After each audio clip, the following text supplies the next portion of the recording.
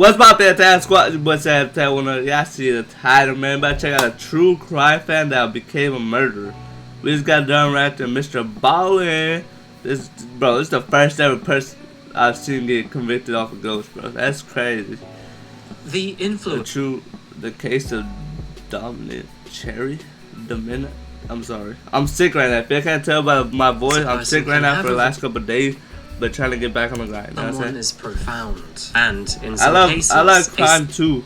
I be watching crime shows here and there. How to Get Away with Murder. Watch what's that called? What's that one with that one smart ass dude? Individual can be the subject of Criminal Minds. That's the show. Called Law and Order: The Legend.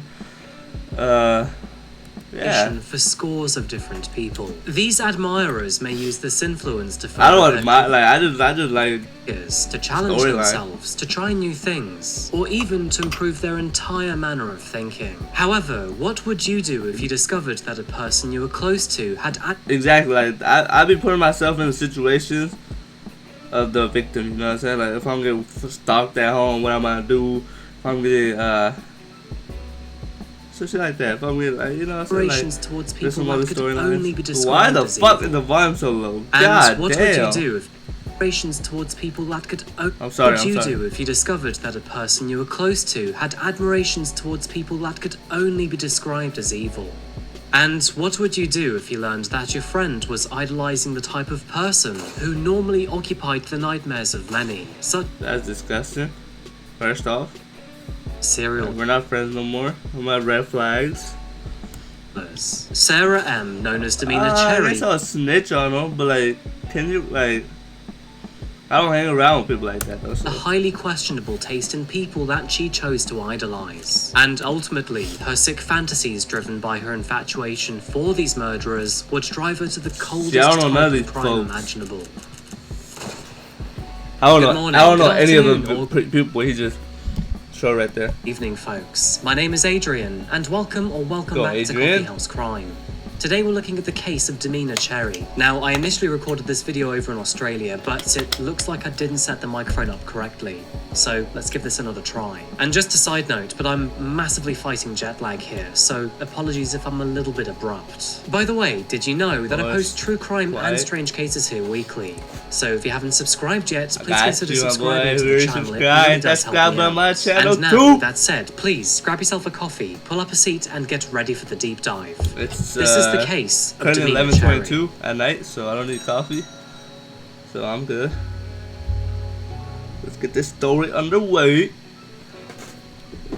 Welcome back to Germany, folks. Our story today takes us to the southeastern state of Bavaria, and more specifically to a small town named Forchheim. With a population of around 32,000 residents, this 1,200-year-old town may be small, but is brimming with ancient charm. With its name mistakenly believed to derive from Vorher, the German word for trout, you can find two on their coat of arms. Understandably, I don't got timestamps on this video, at least not yet, so... is very confusing for many and is a little bit fishy if you ask me. The town's general architecture is quite varied though, travelling in time from the Middle Ages to the 17th century influence of Baroque. Now, of course, we cannot possibly talk about Germany without mentioning their beer, and here in Forchheim, between the half-timbered house... I haven't even been outside though. No, I've been to India one time, I've been to Canada one time, but that was when I was young. I haven't been out the state, let alone the country, in like years. Find the well-known Walk of Beer, which, perhaps more familiar, is the Germanic answer to the Hollywood Walk of Fame. Instead of celebrities, this particular landmark shows each star as a different brewery, which, by the way, sounds like one hell of a pub crawl. Pulling our thoughts away from beer gardens and back to the case today, we find ourselves in May of 2021, with the central figure of our case, 18-year-old Sarah M.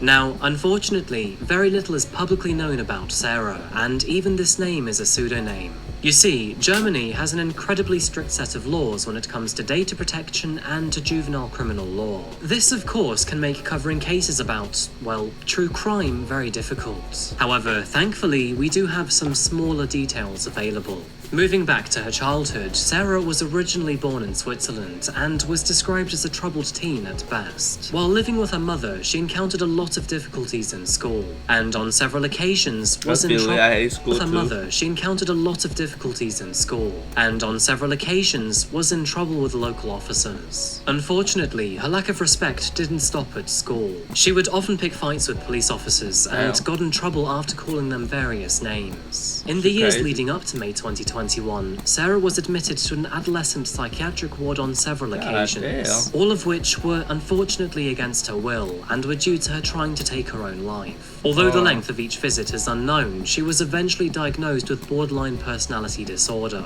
and moving forward past this, several attempts to help her were made. Often confused with the different condition of bipolar disorder, borderline personality disorder, or BPD for short, is a dysregulation in mood stability. People living with BPD are often at the mercy of finding it extremely difficult to control their emotions, which can often be triggered to shift from one emotion to another for seemingly insignificant reasons. And sadly, victims of BPD experience a very high rate of self-harming tendencies. Now, Sarah found living with BPD to be extremely challenging, and the symptoms of the condition often proved to be hard to work past. As a means of coping with this, she eventually began to upload videos to YouTube where she openly talked about her struggles. I have depression, and indeed, I do harm myself. I don't recommend you doing it, by the way. And I know you ask yourself now, why do you do it then, and why shouldn't we? Well, honestly, I can't help myself. It helps calm me down, and it's like an addiction. As many of us know, living with any mental health condition can be both taxing and challenging. And to some, the burden of such conditions can prove to be a difficult one to carry. Now, fortunately, there are various forms of support that can make life with mental health conditions much easier. This ranging from therapy and medication, all the way to assisted living or the support from friends and family. However, in Sarah's case, not much of that support was available, and furthermore, she didn't bother to seek it. And instead, at the tender age of 15, she turned to the world of drugs to cope. In the year of 2019, Sarah experimented with ecstasy for the first time, and around the same time frame, she found herself drawing both pentagrams and swastikas on her hand. Now, in Germany, for obvious reasons, it is a criminal offense to display a swastika, and being caught with one can be punishable by up to 3 years in jail. But this is not the only thing that Sarah was doing. Other petty crimes exist on a criminal record, and eventually, she would break the law in one of the most morally offensive manners possible. Around this time frame, she also had a boyfriend. However, nothing is actually known about him in terms of his name, age, or current whereabouts. We do know, though, that he was allegedly no stranger to the police either, and came complete with a criminal record. Know who it is? It was around the same time of experimenting with drugs that Sarah began to develop a fascination with true crime. Now, obviously, there isn't anything inherently wrong with that. If there was, you and I would be in big trouble. But when viewed with compassion, it can be both educational when I see this title, I have to explain myself, bro. But for Sarah, her interest don't put me on her level, bro. I'm not. Both educational and cathartic. But for Sarah, her interest was not so innocent, and she became fascinated with American serial killers such as Ted Bundy and the Night Stalker Richard Ramirez. And alongside this fascination came a long list of dark ambitions that surely would be illegal to pursue.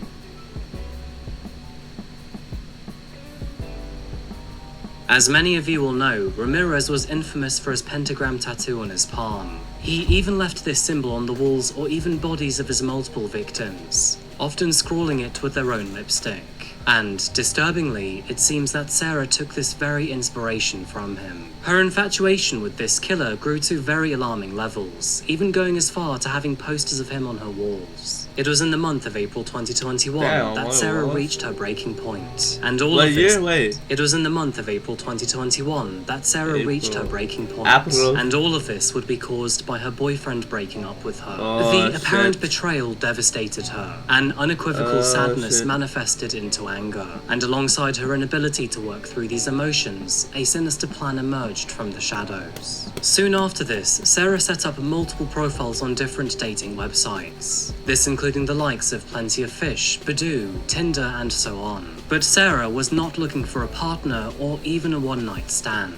Instead, she was looking for victims. She was on the hunt for a man. I knew she was gonna say that, but I knew that's where it was going, but instead, she was looking Y'all gotta be careful, bro. There's people out here on Tinder trying to get some victims. She was on the hunt for a man, not for fun, not for love, but for murder. And her selection would be indiscriminatory too. And she soon decided that, no matter who he was, the first man that showed a significant interest in her would be her very first target. Damn. Going by the online name of Domina Cherry, Sarah quickly found a lot of attention on her. Describing herself as a bisexual virgin, what was her name? Her would be her very first target. Going by the online name of Domina Cherry, Sarah quickly found a lot of attention on her. Describing herself as a bisexual virgin with a kink for BDSM, and adding seductive pictures of herself in lingerie, the attraction needs no real explanation. Saying that, a virgin who also loves BDSM sounds rather contrasting if you ask me. For those of you who've watched my videos for a while, you know I've covered several cases involving BDSM.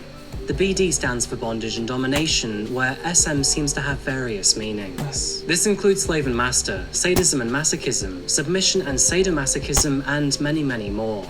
And you probably get the picture by now. Lots of kinky roleplays involved. Anyway, BDSM is an entirely safe and enjoyable practice when done with the right person. And, as you can probably guess, a large degree of trust is involved. Not something you'd get on a first date. Yeah. But at least to some of these men, time with Domina seemed to be worth ignoring these warning signs. And moving forward, several made contact with her. Over the course of the next few days, more than 240 matches are made with her profile. What? And over the course of the next few days, God damn. 240 matches are made with her profile. And Domina would have serious conversations with 3 of them, even hinting at meeting up to have sex. Damn. You would be forgiven in assuming that maybe she was just looking for an outlet or a distraction from the breakup. It's surprisingly common to crave the validation of strangers in events such as this. And furthermore, the ego boost can be helpful in the healing. However, rebound was the last thing on Sarah's mind. Her post-breakup goal was not to find new validation. Instead, it was to become the world's most famous serial killer. Sickeningly, this very thought had been on her mind for quite some time, and now, with her boyfriend out the way, she was finally ready to commit to her evil ideas. With this in mind, she drove with a friend to a hardware store before buying a 12cm oakwood camping knife. Now, this friend had no idea of Sarah's intentions, and even helped her in buying the weapon when the cashier demanded ID. With the knife now in possession, Sarah's plan was finally in place, and the only thing left to do was to find a suitable victim. And on May the 1st, 2021, on the lonely site of Badoo, her unfortunate target slid into her DMs. It was at this moment that a man named Zayed appeared in her messages. Zayed was a 39-year-old security guard who lived nearby in the city of Nuremberg. You're a security guard. She got a knife, bro. You gotta get her. Zayed, you're a security guard. Come on, boy. Come on. I know if y'all doing roleplay or some shit, she tie you up or some shit like. But come on, my boy. 9-year-old security. She got a knife. You're a security guard. Whoop her. Come on. Guard who lived nearby in the city of Nuremberg. And in his message to Domina, he wrote, "Are you the Devil's Bride?" Sarah texted back to say, "Yes, the Devil's Bride herself." With apparent synergy, the newly matched pair began to initiate an intimate conversation after this. This resulting in Sarah suggesting they could meet the following evening for an encounter. I know a shed in the woods where we could have sex without being disturbed. In the woods, bruh? In the fucking woods?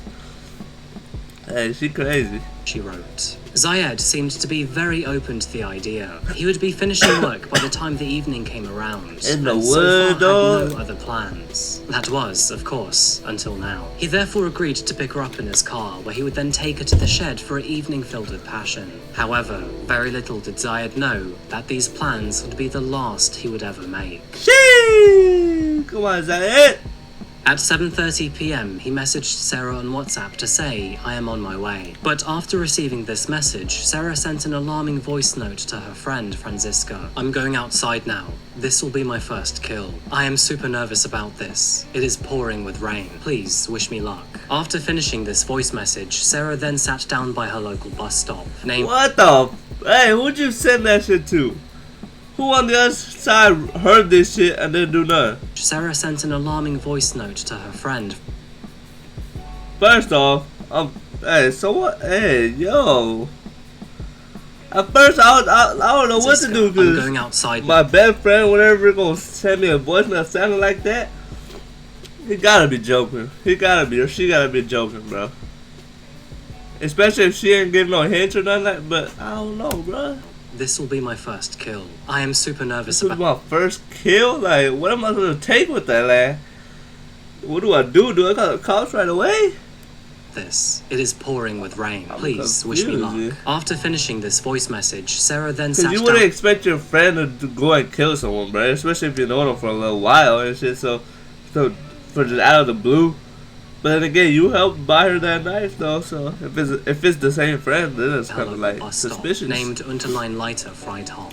While waiting for Zayed to arrive, she began to make some very suspicious Google searches. This included places to put a person who is bleeding out, and what happens if you stab someone in the neck. Now, Franziska was very swift to answer Sarah's message. Filled with intrigue, she wrote, "How do you plan on doing this without getting caught?" It was quite obvious that Franziska wasn't taking Sarah seriously. I understand. Oh, it's Franziska, so I understand. But it's like, damn, bro. After the aftermath, after he figured out that she was actually not lying, he probably felt like, damn, bro, should I went to the cops? Should I have done this? Should I have done that? Sarah's message. He could have stopped this, but like I said, bro, you don't expect your friend to do this shit, bro. Filled with intrigue, especially if she didn't have no suspicious activity before. Like, if she had some suspicious activities before, then I can understand calling the cops. Now, Franziska was very swift to answer Sarah's message. Filled with intrigue, she wrote, "How do you plan on doing this without getting caught?" It was quite obvious that Franziska wasn't taking Sarah seriously. Although saying that, she did Google what might happen to her if she failed to report conspiracy to a murder. Apparently, Sarah often made these sorts of outlandish claims, so it was never taken seriously. So she's done this before. She said shit like that before, but that is weird, bro. Someone just saying that shit out of the blue. I never joke about killing someone. That's kind of weird. Sarah often made these sorts of outlandish claims, so it was never taken seriously. And to add to this, Franziska didn't believe that Sarah was actually capable of doing such a thing. Anyway, shortly after responding to Sarah, another voice note illuminated Franziska's screen. "I am going to tell him I have a surprise for you. Close your eyes." This was followed by the imitating sound of her cutting his throat. At around 8:20 p.m, Zayed had finally arrived at the bus stop, and after pulling up next to her, Sarah stepped into his car. The pair then drove off into the distance, but this would not be for long, as around 5 minutes later, Sarah asked him to pull over, to which Zayed complied. And at that moment, in a remote area near Ibermannstadt, and under no threat at all, Sarah stepped into the realm of the irreversible. Before Zayed even had a chance to ask Sarah what was up, she pulled out her camping knife. And with no hesitation or remorse, she plunged the blade deep into his neck. Oh, shit! Oh, Zayed, you didn't have a chance, my boy. Because I was like, bro, you're a security guard. You didn't have a chance, bro. That's what I'm saying. Damn. She cold-blooded. And with no hesitation or remorse, she plunged the blade deep into his neck. God damn, bro. Relax. After frantically forcing her hands off the knife, he stumbled out from the car. But sadly, the damage had already been done. With blood pouring from a large laceration to his jugular vein, Zayed's injuries were only fatal. And knowing that Zayed was now as good as dead, Sarah took her chance to flee. Losing blood at an alarming speed, Zayed was growing fainter by the minute, but despite this, was still able to walk to a nearby road before waving a car down for help. 2 cars that were passing by managed to spot the desperately wounded man. And lucky for Zayed, a nurse was on board one of those vehicles. The emergency services were called immediately. Zayed was covered in blood, and apparently, all of those who were around him could see the fear in his eyes. It is a truly haunting thought. No shit, I thought he was gonna get some love out of nowhere. Like, no, not even no. My boy didn't even have a chance to fight or nothing. Like, god damn.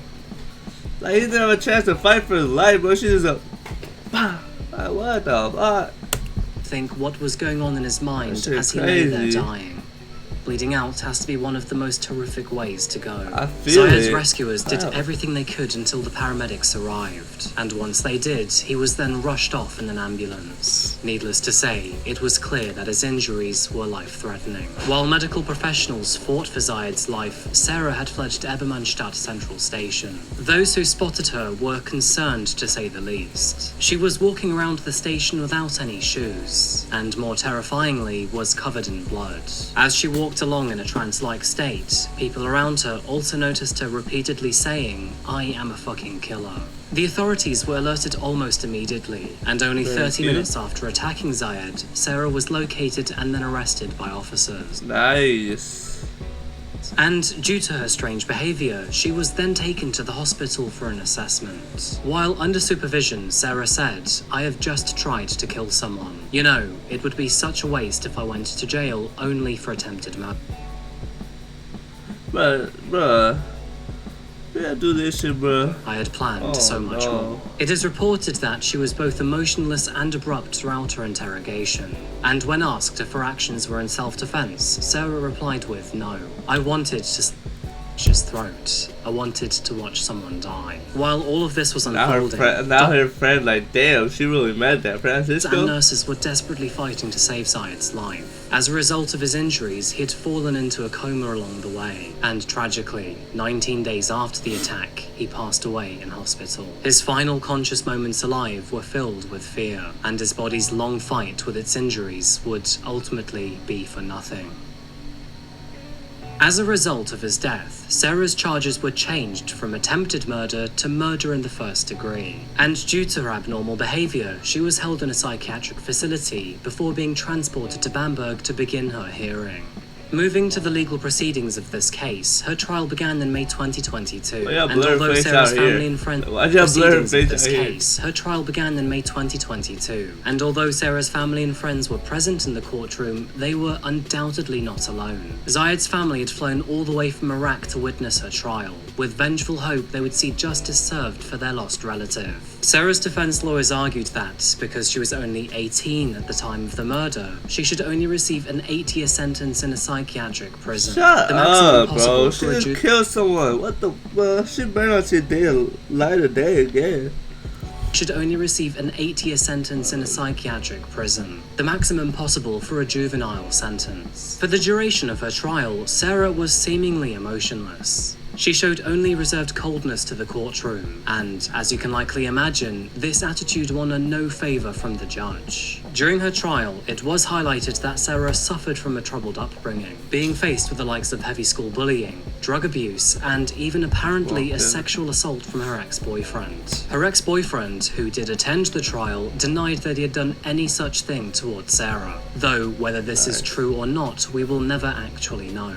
Anyway, none of this is any kind of excuse for the gruesome actions that Sarah had plotted and carried out. And hiding behind the mask of BPD does not Especially make with her not showing no remorse. Like, yeah, get out of here. Stop this any shit. less of a Stop cold-blooded the cut! killer. It is worth mentioning that millions of people suffer from borderline personality disorder, and almost all of them never harm another person. During her trial, several of Sarah's friends took to the stand. One said, "It is unimaginable to me. That is not the Sarah I know. I only know her as a caring friend who puts others before herself." Another friend addressed the courtroom to say, "We often talked about true crime, and she often posted pictures of Richard Ramirez to her Instagram story. Even still, I wasn't concerned. She once asked me for my opinion on Jack the Ripper, and that she thinks he was actually a woman and was therefore never caught." Another friend said, "I wrote her a letter and asked her if the news of her crime really was true. She said yes. When I first heard about it, my initial thought was it was self-defense, and maybe the man might have tried to force himself onto her." The statements made by her friends confirmed that Sarah's actions were seemingly unpredictable. She appeared to be a normal young woman with no obvious signs for concern. And so the question is, how was she able to hide such a dark part of herself from others? In the end, Sarah was handed a meager 12-year sentence in a psychiatric prison, with an extension order should she fail to attend her mandated therapy. 12 years, bro. How she gonna get out at 30, bro? My boy died at 39. Come on, cuz. She gonna get out at 30 years old, bro. That's some bullshit. In a psychiatric prison, with an extension order should she fail to attend her mandated therapy sessions. Man. At her sentencing, she refused to give a statement, and upon being led from the court after it was read, she raised her palm to show a pentagram symbol drawn onto her hand. Of course, a disturbing tribute to her idol, Richard Ramirez. Y'all gonna let that girl get out in 12 years, bro? What the fuck is my shit not charging this? There it is. It's charging.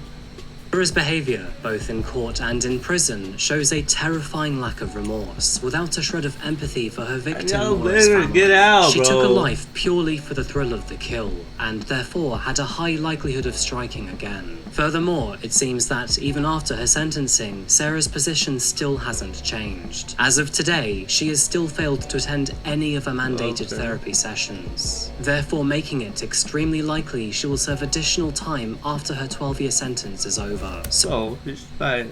Okay, she's stupid, alright. We'll just have to wait and see if she will actually change her mind or not. If she gets out and she kills someone else, bro, that's interesting side note, but there are currently around 500 people in detention facilities across Germany. And of these 502, only 3 of them are women, with Sarah now being the third. Now, Franziska was originally charged with failure to notify authorities of a crime. I understand, but I understand where he comes from too, but like, that's crazy. This was eventually dropped. The judge determined that, due to her previous threats of violence, Franziska had no reason to believe Sarah. Franziska was lucky, to be honest, for had she been found guilty of this crime, she would have faced up to 5 years in prison. Now, honestly, I'm struggling to find the words here, but letters between Sarah and her mother contained requests for pictures of her idols. She wanted to put posters of both Bundy and Ramirez, amongst others, in her jail cell. Now, obviously, both the authorities and her mother rejected these requests, and it's clear from this alone that this woman has a very twisted soul. In addition to her little pentagram stunt in court, Sarah also admitted that her infatuation with Ramirez was stronger than any other feeling. And to add to this, she even wrote that he alone gives her total strength. Anyway, it seems that her time in prison hasn't actually been that taxing, as in all of her court appearances, she's arrived with freshly dyed red hair. It is reported that Sarah is both polite and unassuming to the officers, and furthermore hasn't expressed any desire to pick fights with any other prisoners. But despite her calm nature behind bars, her lack of remorse is very evident in the fact that she has still failed to attend any of her therapy sessions despite her mandate. The actions that Sarah chose to play out that dark night in May of 2021 has resulted in enormous consequences both for her and for Zayed's family. And although not much is known about the man, much like everyone else, Zayed had goals and dreams. No shit. With 4 months left on his visa, he planned to return to his home country of Iraq later that year, where he expressed his desire to find a wife, settle down, and eventually have kids. These desires were something both he and his family desperately wanted for him, and after being away from home for 7 years, many of them were looking forward to catch up and learn of his many adventures. Now sadly, instead, his silence persists forever. After being contacted by reporters, Zayed's friends and family said the following: "We won't remember him as that patient in a hospital bed who was connected to a ventilator. Instead, we will remember him for who he was, a loving and caring friend. He did everything for us." However, sadly, at the age of 39, his life was cut tragically short instead. And all of this was for the sick and sadistic pleasure of a young woman who wanted to kill an innocent man, much like her idols killed before her. Anyway, folks, I'm wrapping this case up today. Thank you so much for being here for another video. Thank you, but road to 2K, man, that's crazy. My boy didn't even get a chance. But hit that subscribe on road 2K. Your boy sound a little sick if I sound a little weird today. But hey, we out ya.